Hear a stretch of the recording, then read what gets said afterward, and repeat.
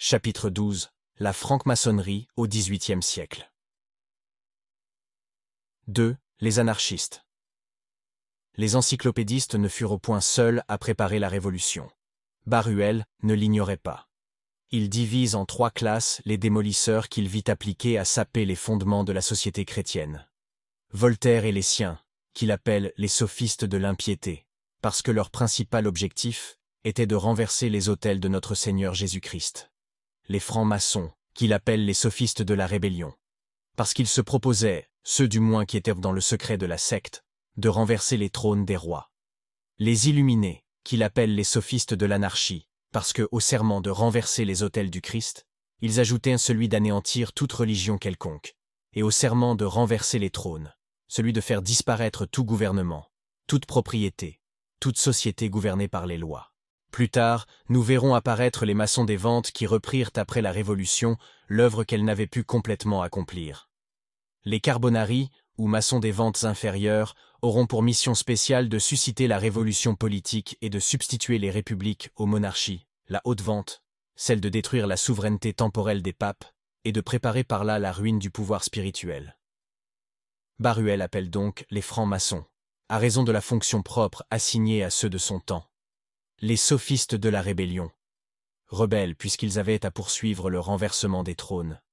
Sophistes, parce que le premier moyen employé pour arriver à ce résultat était la propagande au sein de la société d'un sophisme, le sophisme de l'égalité, père de l'anarchie. À mesure que nous avançons dans cette étude, nous verrons de mieux en mieux que le sophisme et le mensonge ont toujours été et sont encore les grands moyens d'action employés par la secte pour arriver à ses fins. Il n'en pouvait à vouloir d'autres pour voiler aux yeux du public et aux yeux des francs-maçons eux-mêmes ce que le pouvoir occulte poursuit, ce qu'il leur fait exécuter. C'est là la raison pour laquelle le premier sophisme employé pour amener la Révolution fut appelé le secret maçonnique par excellence. Baruel raconte comment il put un jour s'introduire dans une loge pour assister à la réception d'un apprenti. L'article important pour moi, dit-il, était d'apprendre enfin le fameux secret de la maçonnerie. On fit passer le récipiendaire sous la voûte d'acier pour arriver devant une espèce d'autel, où on lui fit un discours sur l'inviolabilité du secret qui allait lui être confié, et sur le danger de manquer au serment qu'il devait prononcer. Le récipiendaire jure qu'il veut avoir la tête coupée, s'il vient à trahir le secret. Le vénérable, assis sur un trône derrière l'autel, lui dit alors « Mon cher frère, le secret de la franc-maçonnerie consiste en ceci. Tous les hommes sont égaux et libres, tous les hommes sont frères. » Le vénérable n'ajouta pas un mot. On s'embrassa, et on passa au repas maçonnique.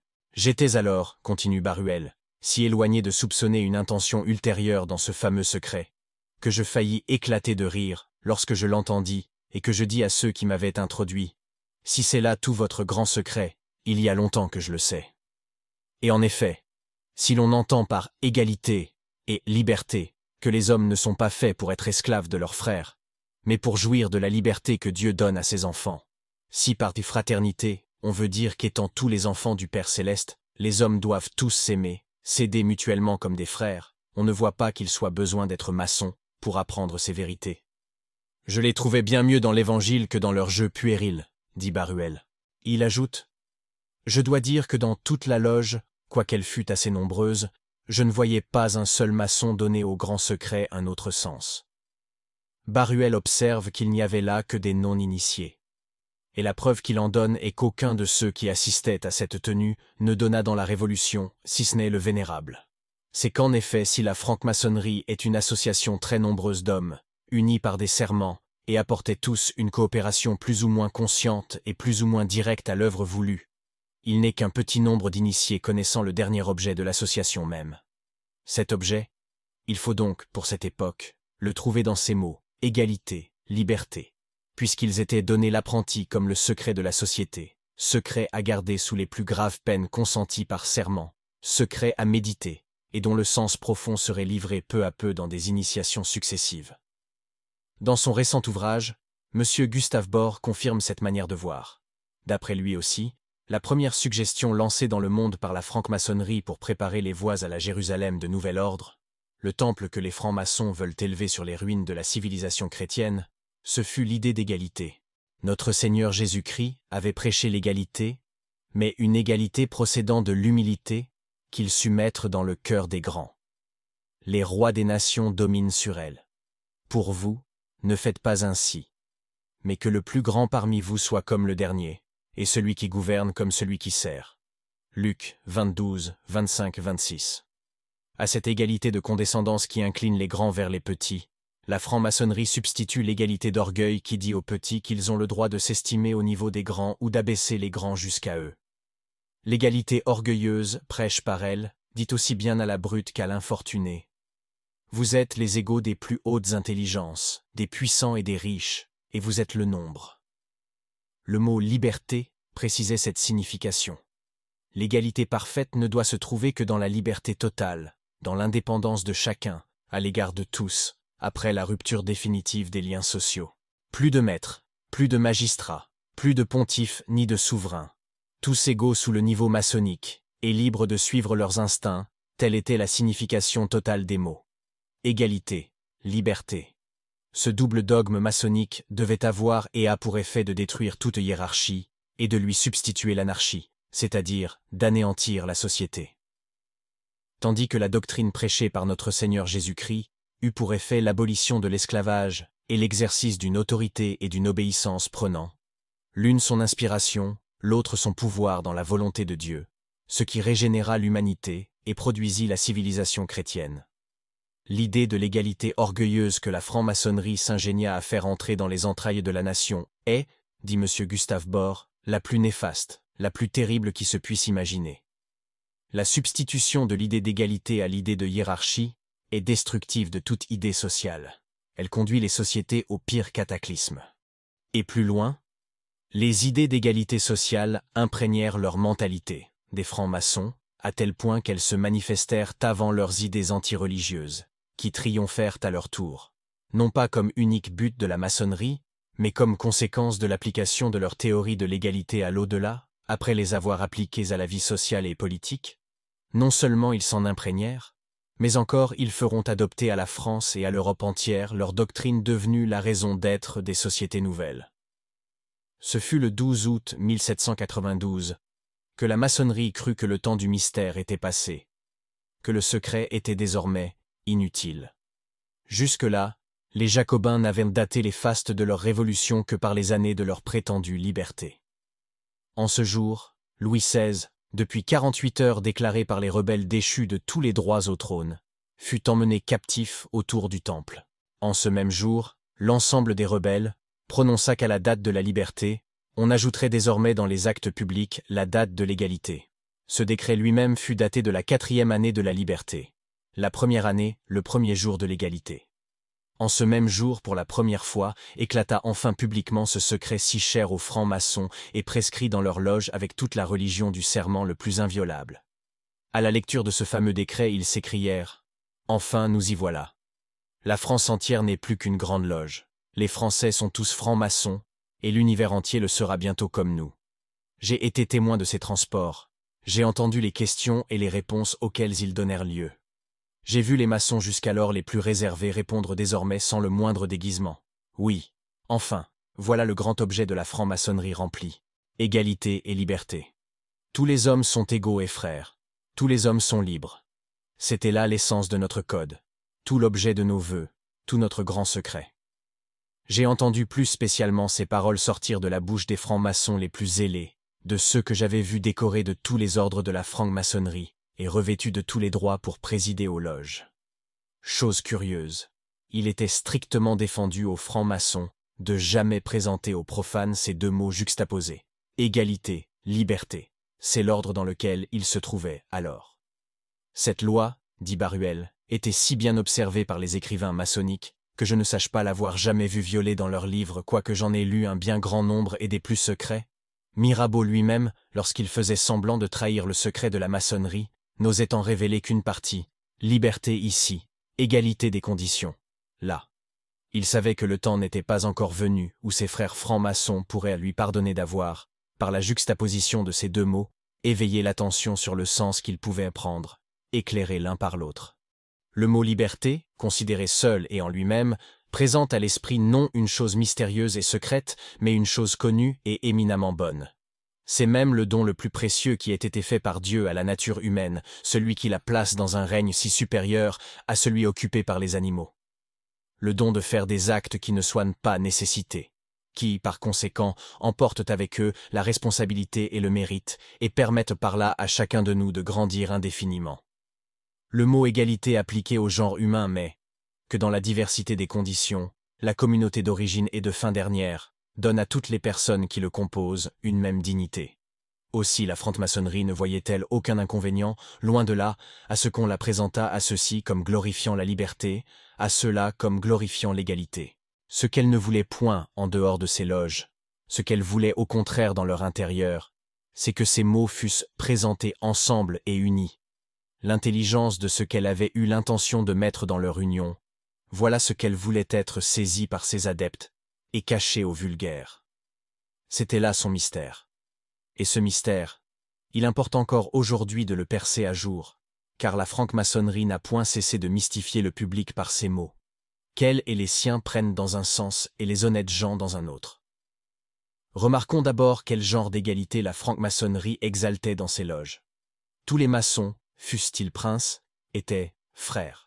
L'égalité qu'elle établissait entre eux marquait que ce qu'elle s'était donné la mission d'établir dans le monde, ce n'était point l'égalité que nous tenons de notre commune origine et de nos communes destinées, mais l'égalité sociale, celle qui doit abolir toute hiérarchie et par conséquent toute autorité, faire régner l'anarchie. Le mot liberté accolé à celui d'égalité venait accentuer au dernier point cette signification. Il disait que l'égalité voulue ne se trouverait que dans la liberté, c'est-à-dire dans l'indépendance de tous à l'égard de tous, après la rupture de tous les liens qui rattachent les hommes les uns aux autres. Donc, plus de maîtres ni de magistrats, plus de prêtres ni de souverains, et par suite de subordonnés à quelque titre que ce soit. Tous égaux sous le niveau maçonnique, tous libres de la liberté des animaux, pouvant suivre leurs instincts. C'est à cela que la franc-maçonnerie voulait dès lors arriver, c'est là qu'elle voulait mener le genre humain. Mais c'était un secret à garder. Répandons dans le public les mots de liberté et d'égalité, mais gardons en pour nous la signification dernière. Déjà, Voltaire avait déclaré vouloir rendre la liberté à la raison opprimée par le dogme, et rétablir entre les hommes l'égalité que le sacerdoce armé de la révélation avait rompue. Il n'y a rien de si pauvre et de si misérable, disait Voltaire, qu'un homme recourant à un autre homme pour savoir ce qu'il doit croire. Lettre au duc d'Uzès, 19 novembre 1760.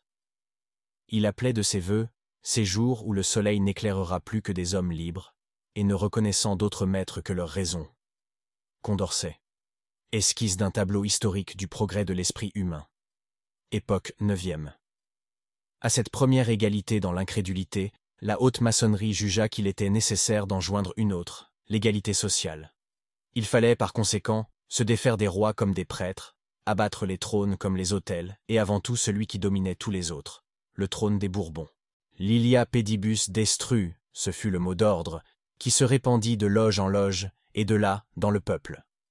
Dans les loges, on faisait entendre qu'il n'y a liberté ni égalité pour un peuple qui n'est pas souverain, qui ne peut faire ses lois, qui ne peut ni les révoquer, ni les changer. Au peuple, il ne fut pas besoin de longues explications. Il suffit de lui faire entendre ces mots. Liberté, égalité. Il comprit, et aussitôt, il se montra prêt pour les combats, qui devaient lui procurer les objets de ses plus ardents désirs. Aussi, en un instant, armé de piques, de baïonnettes et de torches, il s'élança à la conquête de la liberté et de l'égalité. Il sut où trouver les châteaux à brûler, et les têtes à couper pour ne plus rien voir au-dessus de lui, et avoir en tout et pour tout les coudées franches. On ne médit pas de la franc-maçonnerie, quand on affirme que le secret qu'elle tenait caché sous ces mots, liberté et égalité, c'était la Révolution avec toutes ses horreurs.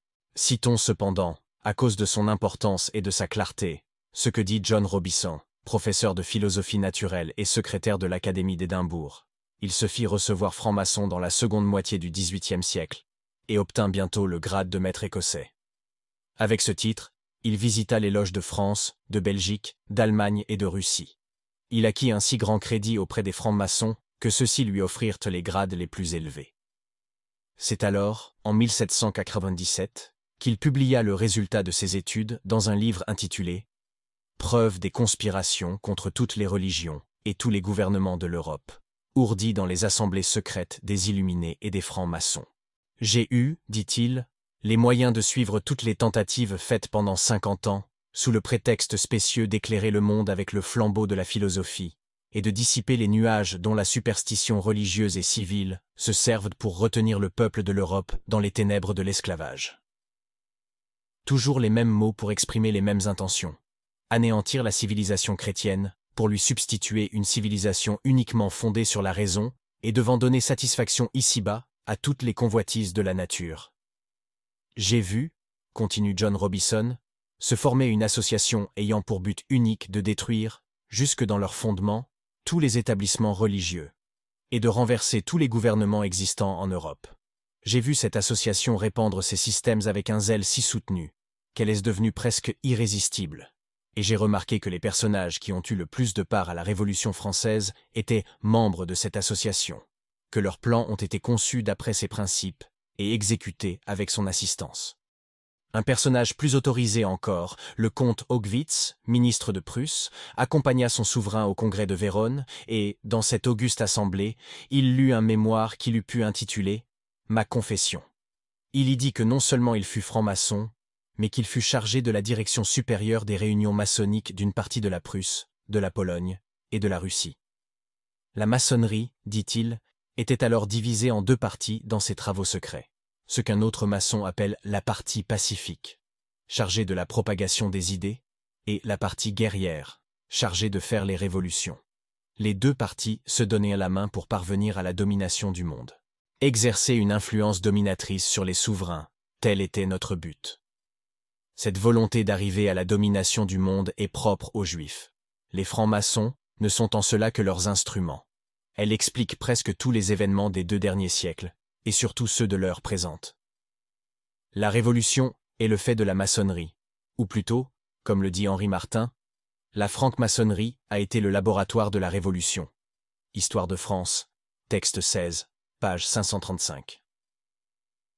Elle-même d'ailleurs ne se fait point faute de revendiquer l'honneur de l'avoir mise au monde.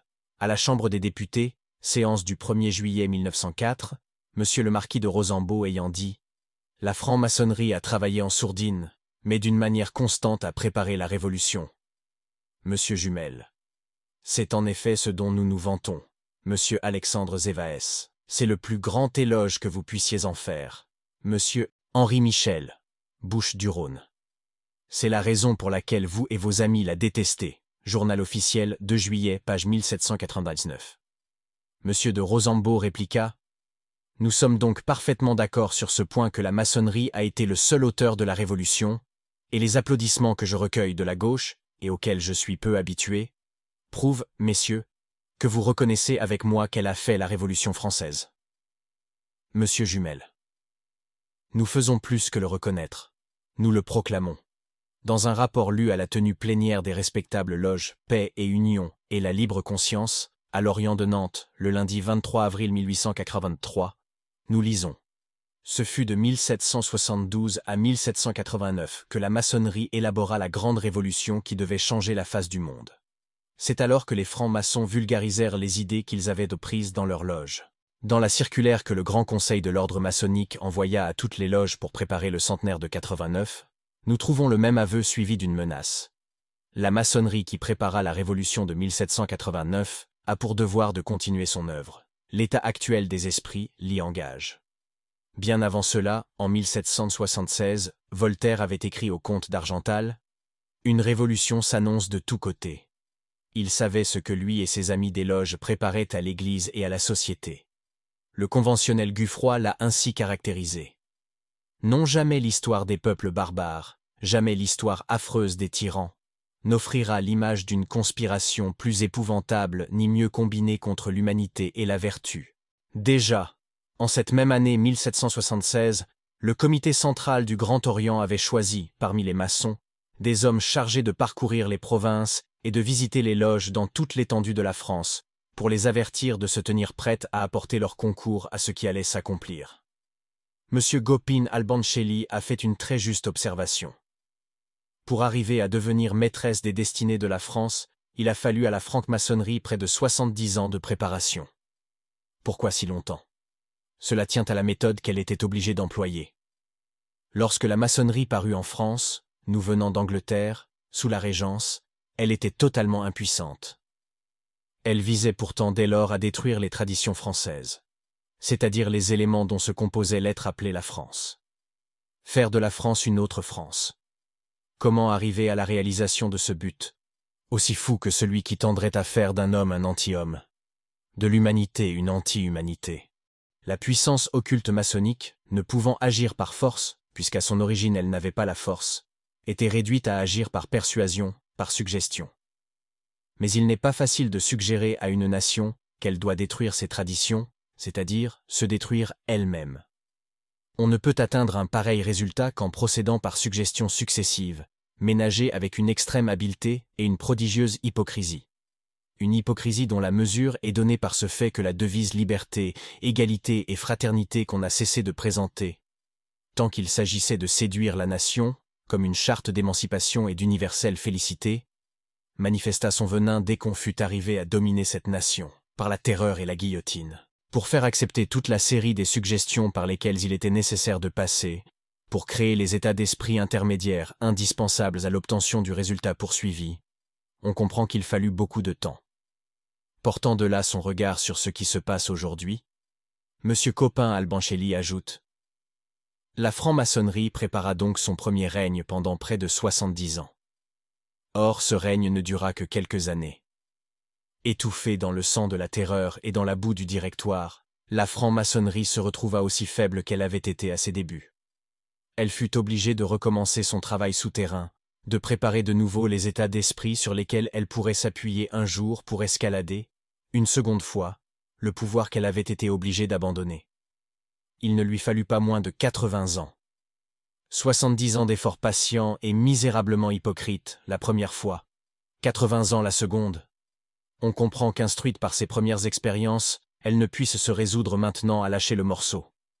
Elle ne veut donc pas quitter le pouvoir, et nous pouvons être assurés qu'elle fera l'impossible pour y rester, et achever enfin l'œuvre de ruine à laquelle, depuis 2 siècles, elle a employé tant d'astuces et de violence.